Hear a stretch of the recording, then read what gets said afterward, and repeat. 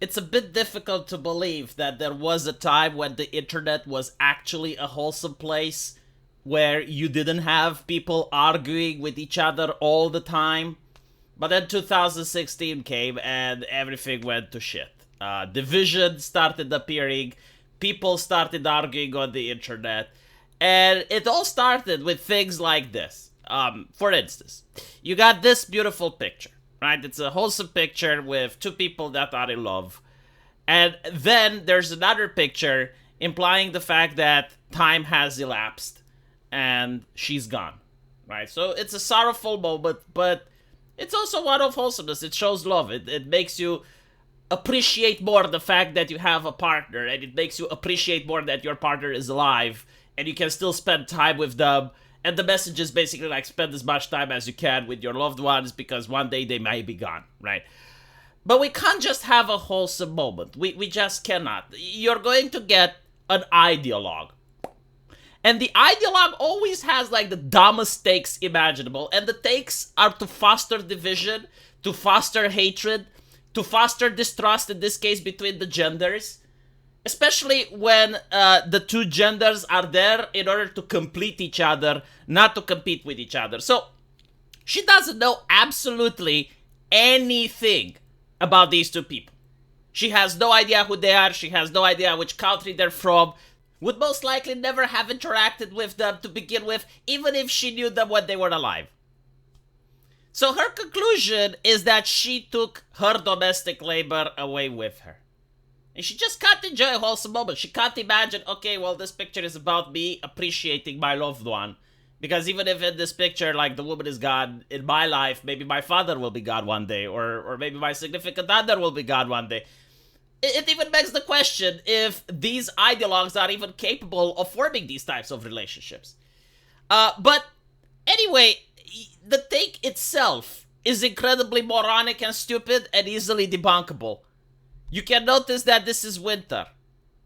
Unless you're going to assume that she was also taking care of the leaves from this tree, or the man spread pesticide on the tree, it's obviously that this is a winter photo. And I don't know if she ever had a garden or not. Probably not, because most of these ideologues usually live in high-rise apartments and they never do any type of gardening work ever. But gardens do not blossom during the winter. And even then, you know, like, the implication is that the woman is doing everything, right? You do not know from this picture how they managed to share their chores. I mean, do you think that if a water pipe breaks into the house, is she that going to fix it, or is the man? Do you think, like, when there's groceries required to be purchased from a faraway trip, is she going to drive, or the man? Like, we do not know these things, but she is going to assume that the woman does all the labor. And even if that's the case, how much money is the man bringing at home? Is the fact that he is bringing money even important?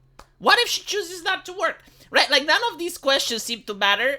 And the very fact that you even have this conversation is where the ideologue wants you to be.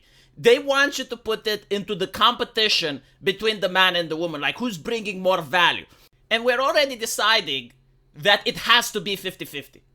Like, this is not just the optimal, it is the requirement. Like, it has to be this way or else it's oppression. But, like, what do you do when it's about choice? Like, if you want 50-50, you have to remove free will from people. Because, let me give you an example with my house. I don't like having a garden. I genuinely don't. I know some people do. It's just not my cup of tea. It's just like something that I do not enjoy. I don't care about gardens. I know, horrible. Oh my goodness, V, but how can you? I just don't. Oh, but I don't at all. I do not like gardening. But my wife, who's from a rural area, she absolutely loves gardening. So she wants to have a garden. And she is the one that actually went out, bought the seeds, and does gardening. It relaxes her. It's her hobby. The same way that I play at the computer, I play my video games. She actually enjoys gardening. It's the thing that she likes to do. And if I get into her garden, she freaks out. It's like, no, this is my stuff. Go do your own. Like, she genuinely does not want any help in the garden. It's her thing. So now you'd have an ideologue looking at this and calling me a piece of shit. And it's like, but why though? And the reason is that the ideologue has absolutely no idea the relationship between me and my wife, has no even care of what my wife wants, isn't interested at all in finding out, and is just going to make these dumb assumptions that have no other place besides studying division and trying to get the genders to be at each other's throats, rather than realizing that when starting a family, you're supposed to complete each other. I mean, I don't even remember the last time my wife bought groceries, because I do that with my own money every single time. Imagine how it would be like if I were to come home and then take a piece of paper and be like, okay, what did you do this month and what did I do this month? How much money did you spend and how much money did I spend? How many times did you take the trash? How many times did I wash the dishes? Do you think like that would create a happy and harmonious lifestyle? Did your parents behave like that? Did your grandparents behave like that? Do you think like anywhere in human history, in any culture you want, did people behave like that? The answer is most likely no, because that would not cause a healthy relationship. Like, marriages are not supposed to be run like a corporation, where you got the human resources going, yeah, like this month, I washed the dishes 6 times and you washed them only 5, so you're oppressing me. Because, like, none of these things can even be quantifiable.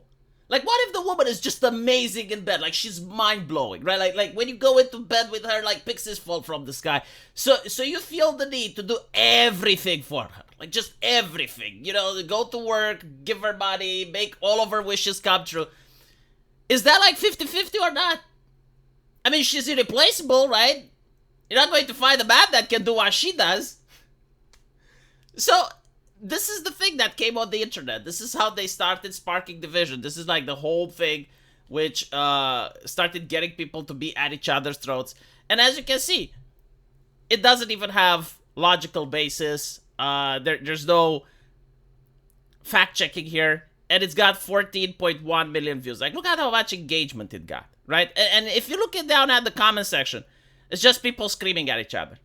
Just people screaming at each other nonstop. And the reason people even believe this shit is because they're trained to believe it, right? Like, they watch the media, they watch the news, and it's constant, like, women are oppressed, women are oppressed, women are oppressed. And then when you see a picture, even though it makes no logical sense, you're going to already know that, oh, women are oppressed, so, like, she was doing everything around the house, and he's not doing anything.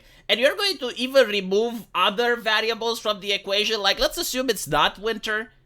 Maybe he's just old.